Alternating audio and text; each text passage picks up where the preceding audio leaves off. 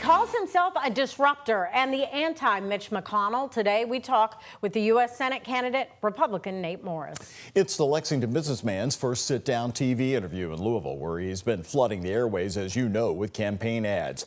Isaiah Kim Martinez and our senior photojournalist Alyssa Newton talked to Morris in Middletown. And Isaiah, he's sort of what we call a hybrid. He's got a little bit in Lexington, a little bit in Louisville. So is he a native of Louisville? Well, Doug, it's certainly where he spent a lot of his upbringing. It's where he went to high school. And after a serious injury playing football, it's where he discovered his love for politics, though he says one of his biggest points of pride is that he's not a career politician.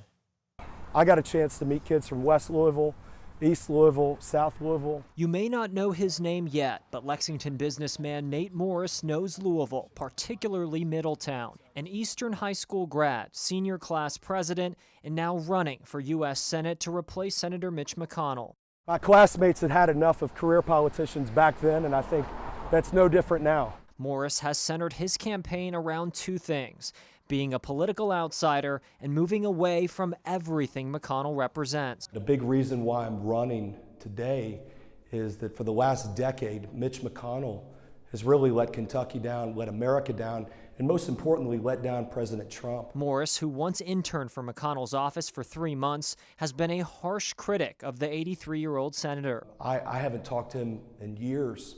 I'm Nate Morris, a Trump America First conservative, and I'm here to take out the trash. This campaign ad shows Morris, who made his riches through his waste management company, tossing a cardboard cutout of McConnell in the back of a garbage truck. What was the moment or the decision he may have made where you felt it was politically advantageous to say, absolutely not, I'm going to be the one against him?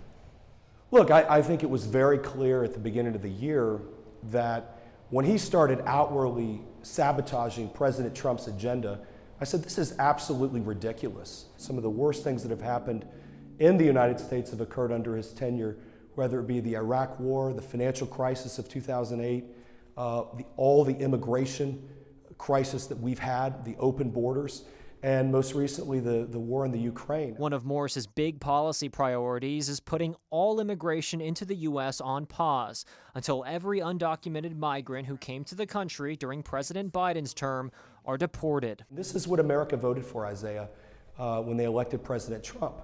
And this is what they voted for in the big, beautiful bill, the funding for ICE that allows this to happen.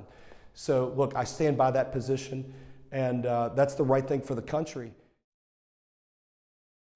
Now, later tonight, we'll talk about Morris's recent conversation with President Donald Trump. Has he asked for Trump's endorsement in this race? That's coming up tonight at 6. Connie, Doug. All right, Isaiah, thank you so much for that. Kentucky Congressman Andy Barr and former Kentucky Attorney General Daniel Cameron are the other Republicans in this race. Also, Kentucky State Representative Pamela Stevenson, retired U.S. Air Force of Louisville, is the only Democrat running so far.